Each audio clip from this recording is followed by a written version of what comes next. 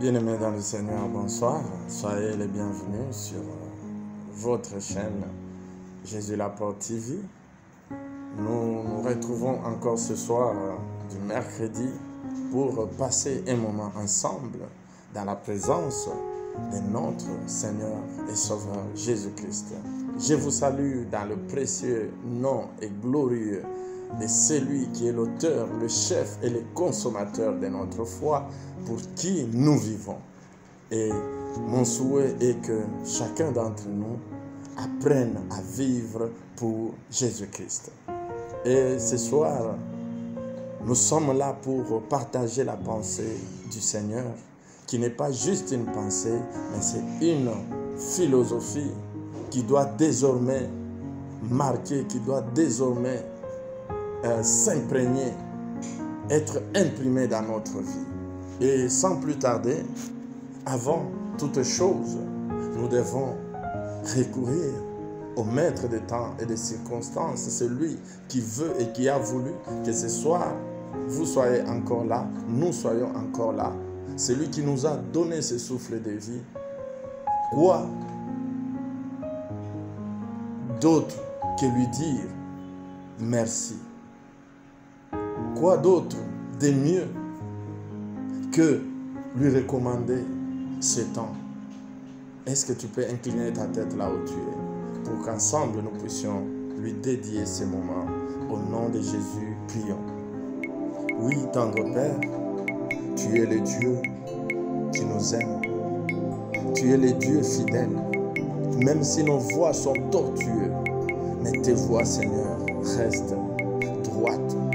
Tu es le Dieu bon, tu es miséricordieux, parce que ce n'est pas par notre mérite que nous sommes en vie ce soir. Ce n'est pas ce n'était pas un devoir pour toi de renouveler le souffle de vie que nous avons eu ce jour. Mais par ta grâce, parce que tu as encore des œuvres à accomplir dans nos vies, que tu nous as gardés. Parce que Seigneur, tu nous as aimés d'un amour inconditionnel. Pendant que nous étions pécheurs, tu es allé à la croix. À combien plus forte raison, maintenant que nous sommes tes enfants, ne nous accorderas-tu pas cette grâce en cette période de tumulte, de fléaux? Seigneur, tu nous donnes la paix, tu nous donnes ta paix, parce que tu es le prince. Laisse que ce moment soit un moment de gloire, soit un moment de transformation, un moment, ô éternel Dieu, de bénédiction pour celui et celle qui entend et qui nous suit en direct, voire en différé, au nom de Jésus. Amen. Bien-aimés dans le Seigneur, le thème que le Saint-Esprit nous a inspiré s'intitule « Es-tu préparé ?» Bien-aimés, vous remarquerez que depuis un certain temps, et même dans les jours qui viennent, nos enseignements, nos prédications seront tournées vers ce que nous estimons être le réveil spirituel, le réveil de l'Église. Bien-aimés, contrairement à ce que d'aucuns peuvent penser, que l'Église est en train de s'agrandir, il y a de plus en plus de chrétiens dans le monde, mais ce n'est pas la vie du ciel. Les églises se multiplient, certes, mais les conversions sont de moins en moins. Et nous allons découvrir pourquoi nous pouvons déclarer que l'Église est en train de somnoler, l'Église est en train de se plonger dans un sommeil spirituel, quand bien même on peut appeler les églises évangéliques, les églises de réveil. Mais ce réveil commence à être du passé. Ce réveil commence à nécessiter un nouveau réveil. Parce que après s'être réveillé, après le réveil qu'il y a eu à la base de nos églises, plus le temps est passé, plus les églises ont commencé à sombrer dans un sommeil. Bien-aimés, Pourquoi le sujet de ce soir est formulé ainsi? Parce que l'enlèvement de l'Église, c'est la bienheureuse espérance de l'Église. C'est un sujet de grande consolation pour les enfants de Dieu. Donc, l'Église n'a qu'une seule espérance, être enlevée. Mais est-ce que l'enlèvement est encore présent dans l'esprit des enfants de Dieu? C'est là qu'on se pose la question. Et pour les peu qui ont encore l'esprit, dans leur esprit l'enlèvement, est-ce que sommes-nous préparés à cet enlèvement? Bien-aimés, ne nous y trompons pas. L'Église a eu un début, les jours de la Pentecôte. De manière surnaturelle, Christ, après sa résurrection, il a dit aux disciples, ne vous éloignez pas de Jérusalem, restez, attendez. Je vous enverrai un consolateur, le Saint-Esprit. Christ est resté 40 jours en train d'apparaître à volonté, de disparaître à volonté à plusieurs personnes, car il était déjà dans un corps glorieux. Ça veut dire, quand il était en train de monter, parce que le jour de la Pentecôte, c'est le 50e jour, après le jour des prémices. Or, c'est le jour des prémices que Christ est ressuscité comme le premier-né, comme les prémices, donnant le temps à la résurrection qui attend tout chrétien. Et quand il est ressuscité, à partir de ce jour-là, on compte 50 jours jusqu'à la Pentecôte. Et s'il est resté 40 jours, ça veut dire c'est 10 jours avant la Pentecôte qu'il les a réunis pour dire restez. C'est comme ça que, selon les calculs, on se dit, la Pentecôte, le Saint-Esprit est descendu sur les disciples 10 jours après que Christ soit monté au ciel. Et quand le Saint-Esprit est arrivé, bien-aimé, c'est le jour que l'Église est née.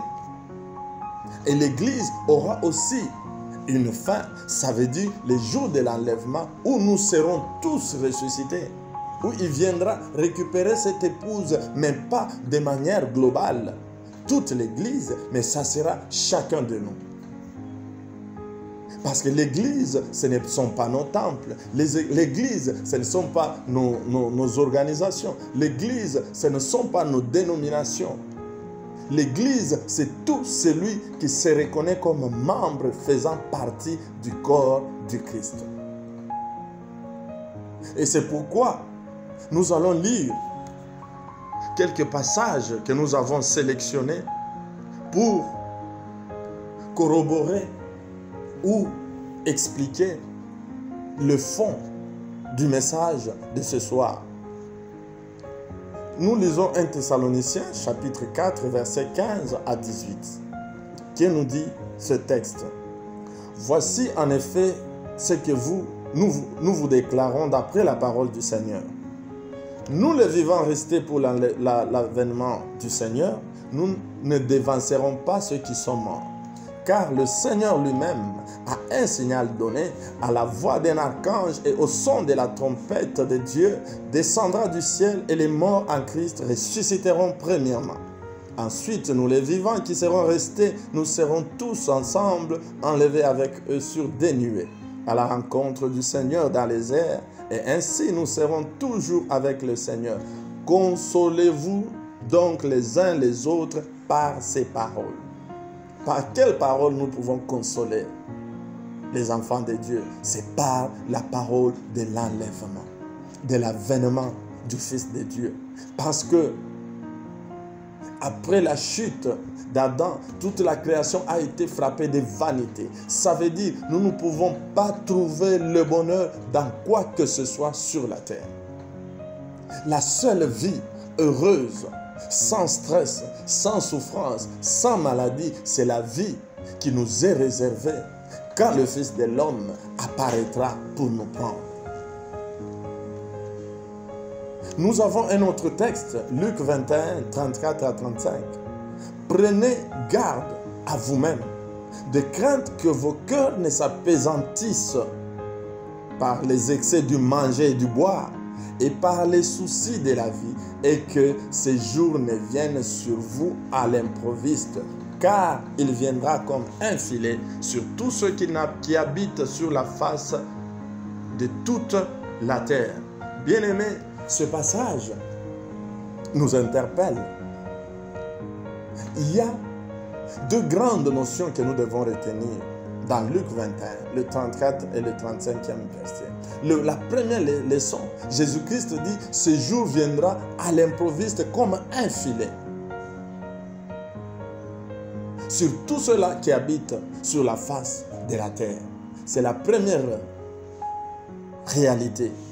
Ça veut dire, bien qu'il y a des signes, mais il y aura un temps, un moment que seul Dieu connaît et qui viendra à l'improviste. La deuxième réalité, c'est que Christ nous met en garde contre l'appesantissement du cœur.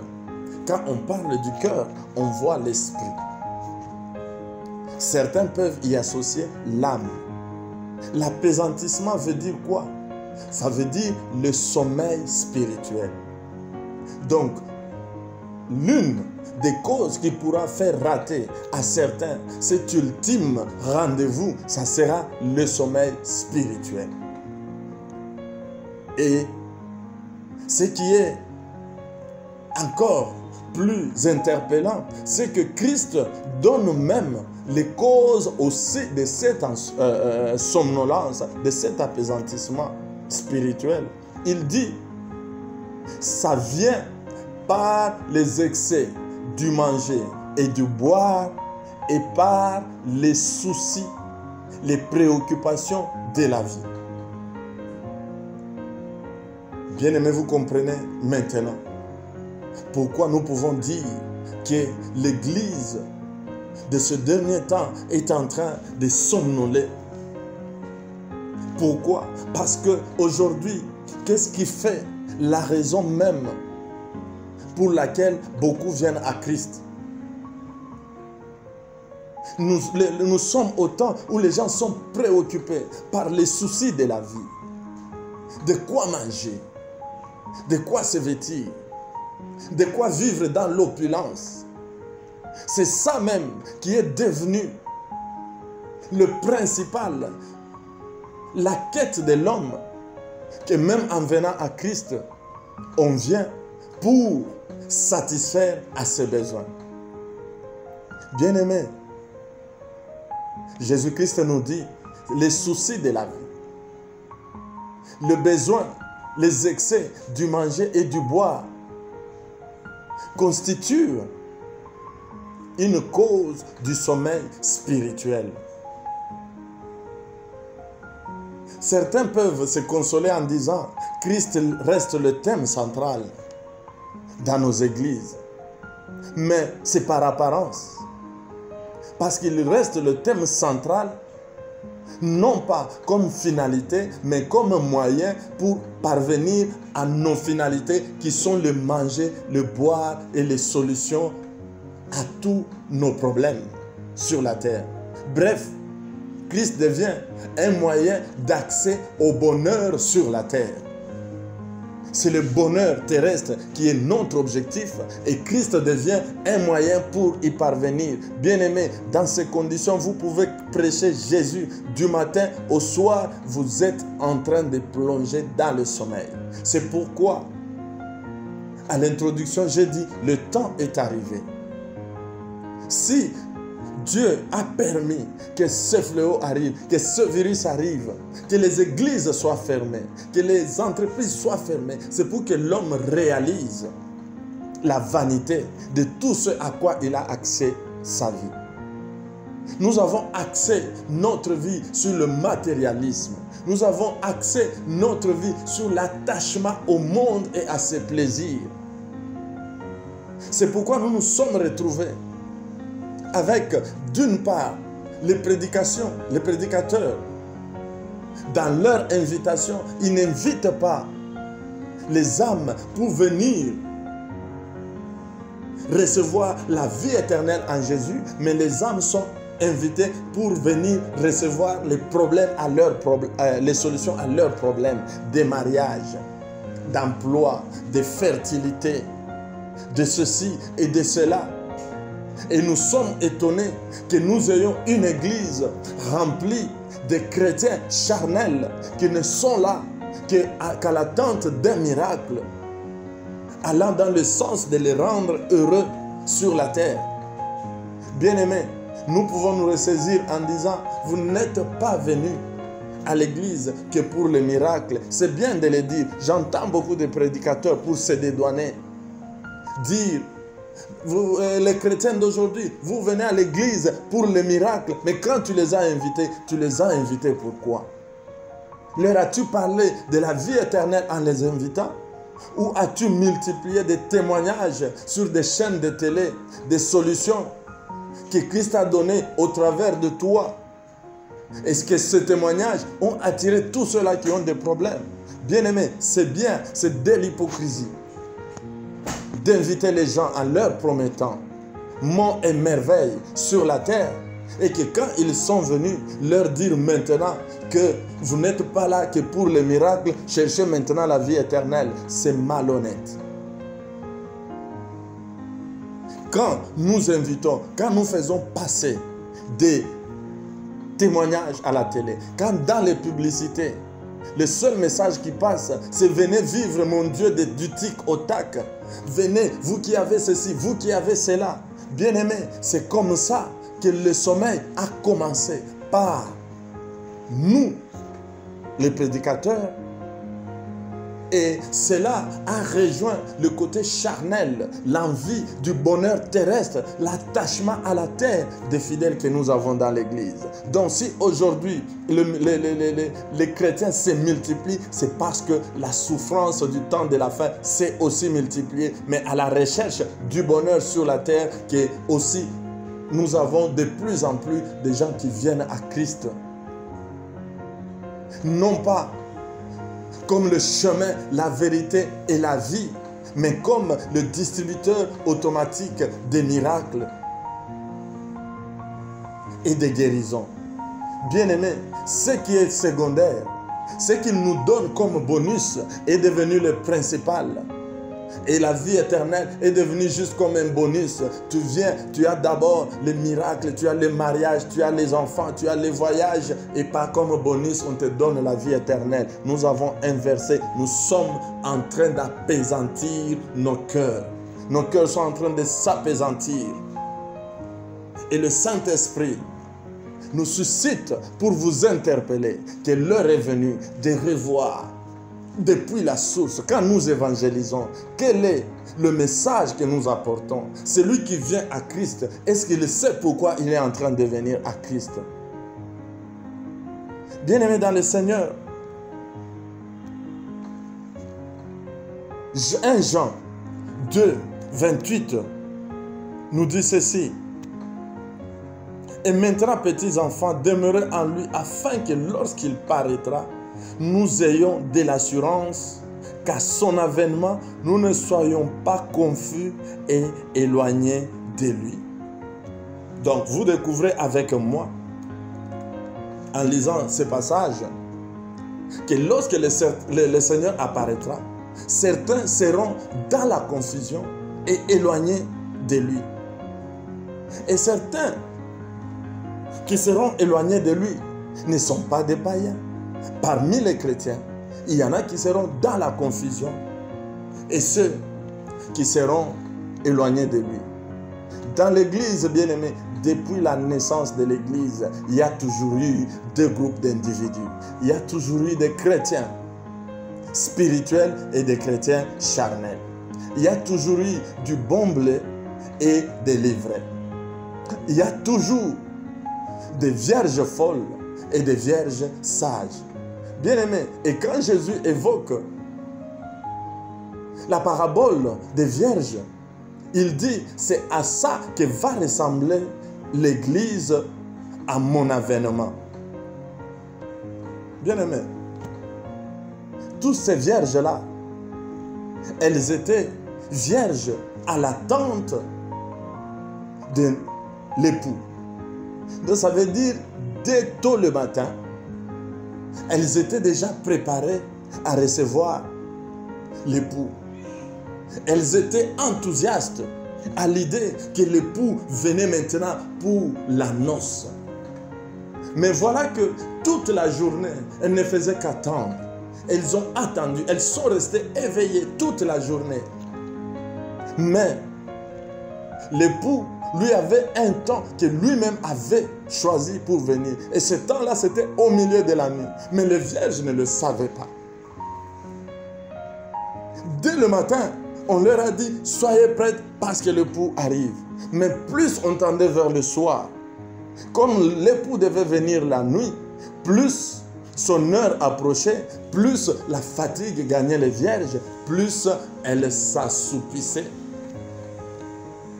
Donc, c'est pour dire que même l'Église bien-aimée, depuis l'Église primitive, on a commencé à dire Jésus revient bientôt.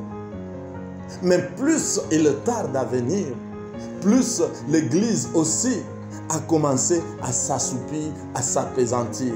Nous sommes tous d'accord que nous sommes au soir de l'humanité, parce que la plupart des signes sont en train de s'accomplir sous nos yeux, les signes du temps de la fin. Mais parce que cette fin a tardé, plus nous nous approchons vers la venue du Christ, plus nous sommes en train de nous apaisantir. Les chrétiens qui avaient longtemps attendu l'avènement du Fils de Dieu, il s'est détourné, il a commencé maintenant à regarder à la terre. Parce que nous avons longtemps vécu sur cette terre.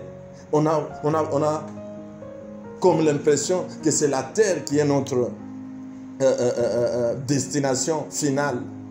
On commence à chercher le bonheur qu'on attendait dans la vie éternelle. On commence à vouloir la chercher sur la terre.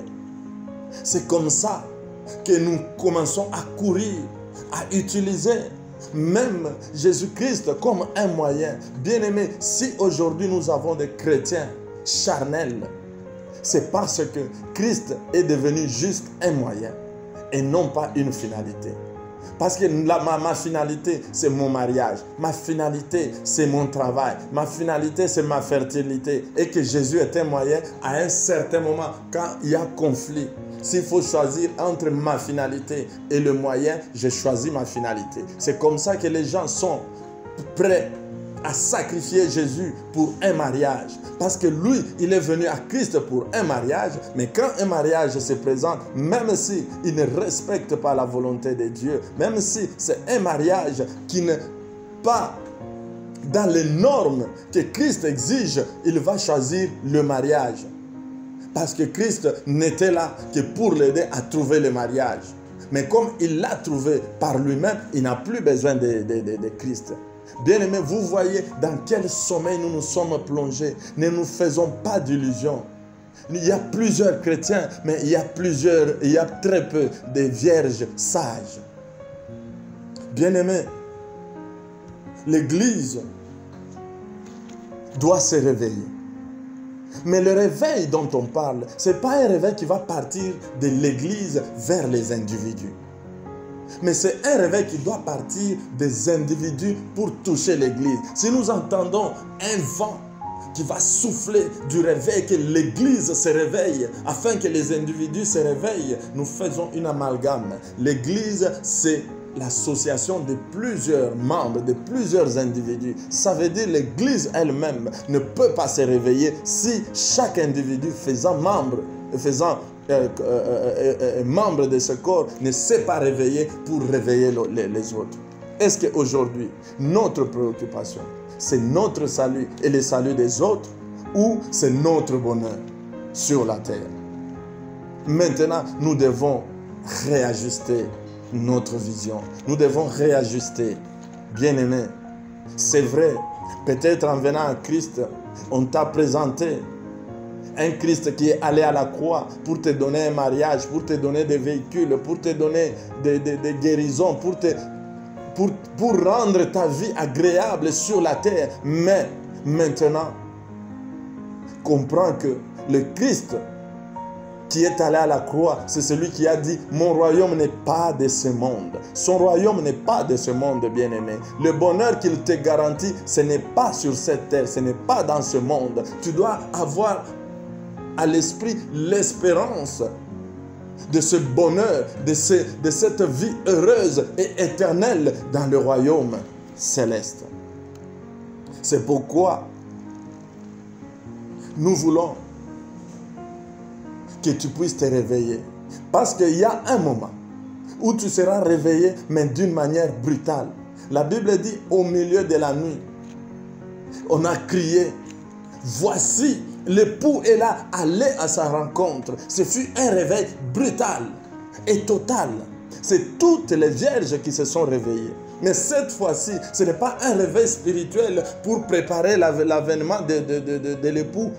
Mais c'était un réveil pour constater que l'époux est déjà là. Bien-aimé, pendant qu'on te dit, prépare-toi, que Jésus revient bientôt, réveille-toi.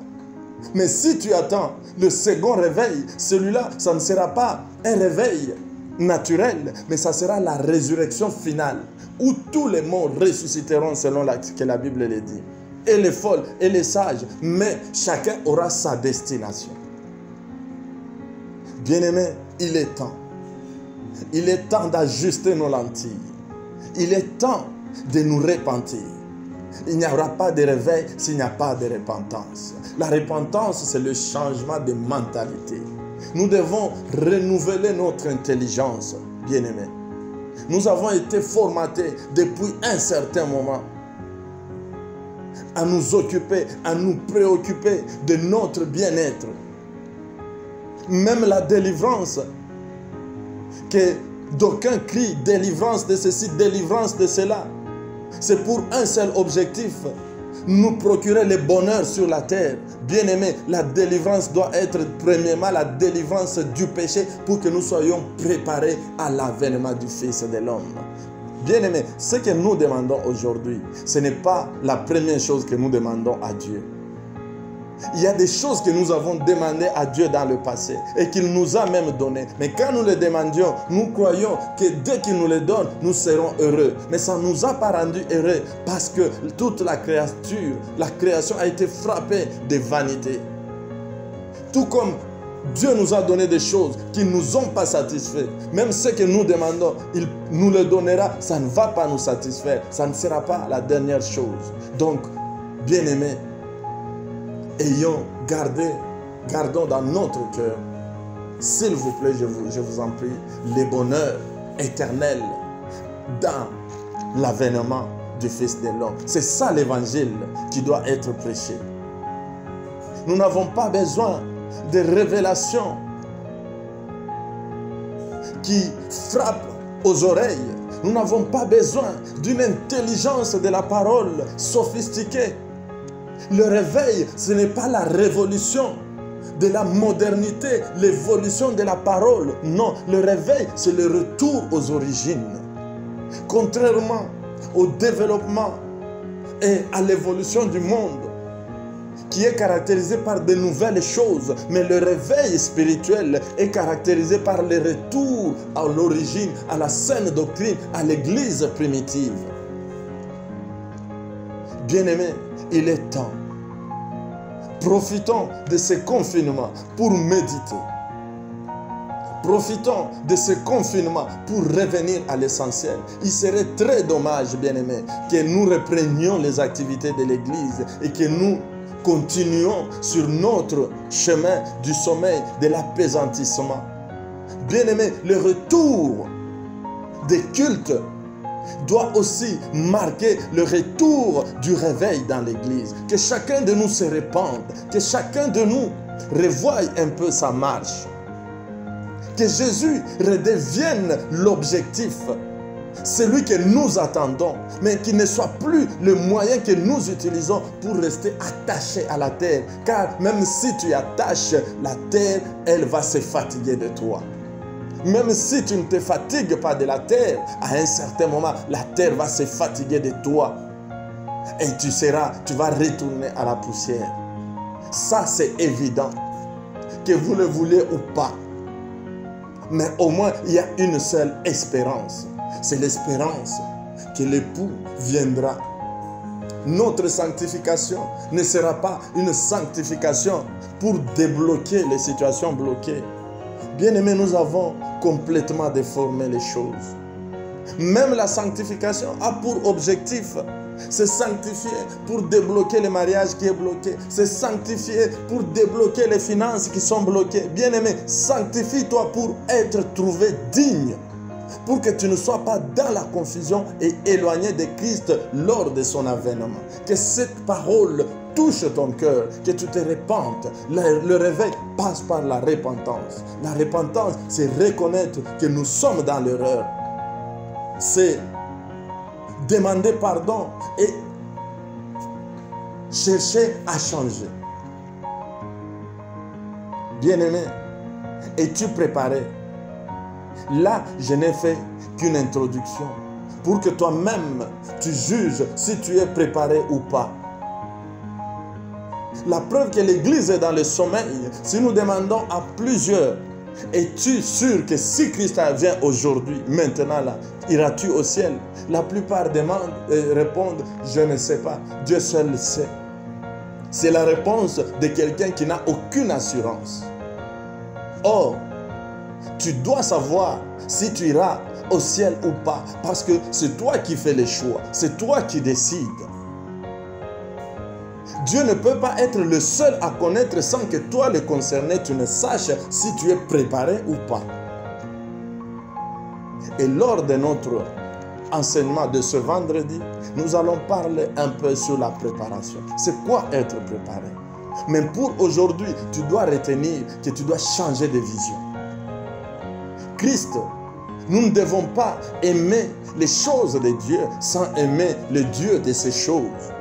Christ n'est pas notre outil, n'est pas aller à la croix juste pour nous procurer le plaisir de ce monde. Son royaume n'est pas de ce monde, retiens cela.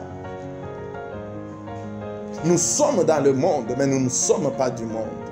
Qu'on ne te trompe pas avec des fausses théories de la réincarnation. Si vous suivez notre mission, nous démontrons que cette théorie, inspirée par le diable, c'était pour enlever, chasser l'idée de l'enfer.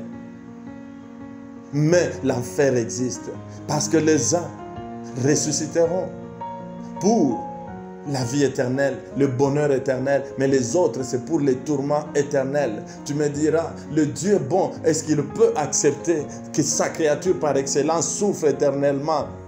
Bien-aimé, est-ce que cette créature par excellence, c'est normal qu'elle abandonne son créateur pour aller s'allier avec l'adversaire, avec le rebelle Satan? Bien-aimé, l'enfer a été ouvert pour Satan et les démons.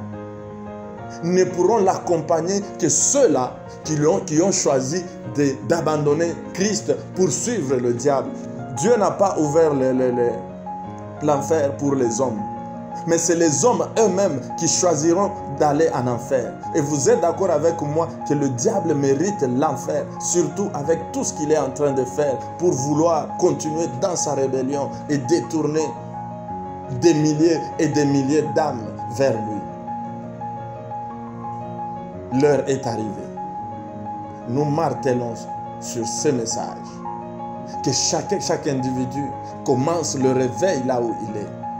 Bien-aimés, le miracle que nous avons cherché sans même les trouver, nous les trouverons sans les chercher si nous revenons à la base, si nous remettons Jésus-Christ au centre, mais non pas au centre pour l'exploiter ou l'utiliser, mais au centre pour que lui nous utilise afin que nous soyons préparés à son avènement.